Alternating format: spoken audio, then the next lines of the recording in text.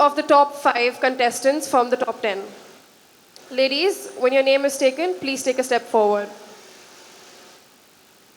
The first person making it to the top 5 is contestant number 10, Ritika. Contestant number 1, Shrishti. Contestant number 8, Sanskriti. Contestant number 7, Kasvi. And last but not the least, contestant number 2, Lakshana. Congratulations, ladies. Hello, ma'am. Hi, good evening. India is known for its diversity. How do you plan to represent that richness on the global stage? Thank you for the question, ma'am. India is known for its culture and diversity, and on global stage, I'd like to represent it with ultimate pride. In our country, there are people, there are women of different races, colors, body types. I'd like to represent that on stage.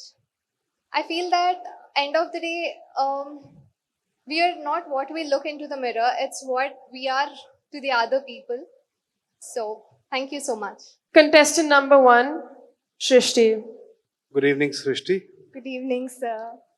So my question to you is, should a Miss Universe India winner be traditional or cosmopolitan in her presentation at an international pageant? Well, being a Miss India does not mean that you let go of your culture.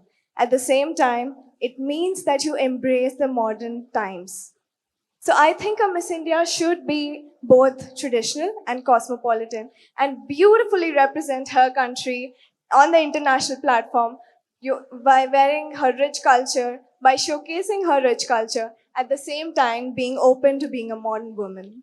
Thank you. Contestant number 8, Sanskrit. Looking gorgeous. Thank you, ma'am. You too. My question to you is, if there was one world issue you could fix, what would it be? Ooh, that's a really interesting question because I'm already in process of working over this one cause, which is women's health. I'm an internationally certified yoga instructor, and I have helped so many women through my classes and through my free seminars and webinars who are dealing with women health issues like PCOS, menopause, and several other menstrual issues. So one cause that I would totally stand for is women's health issue. Thank you. Thank you. Contestant number 7, Kashvi. Hello, number 7. Good evening, ma'am.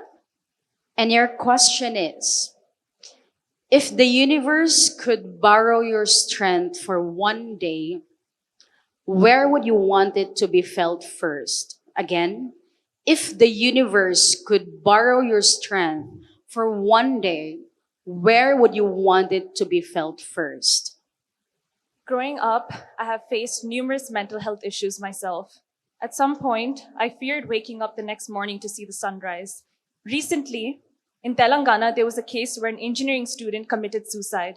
This is such an unfortunate news for all us Indian citizens because we must stand up. If my strength could be felt anywhere in this world, I would want it to be with those children that are faced in darkness, those teenagers that are unable to speak up, because the universe loves you and your life is meant to be lived in hope and peace, not in fear. Thank you. Contestant number 2, Lakshana. Hello. So your question is, if you had to choose between doing what's popular or doing what is right, even if it makes you unpopular, what would you do? Again, if you had to choose between doing what's popular or doing what's right, even if it makes you unpopular, what would you do? Thank you for the question.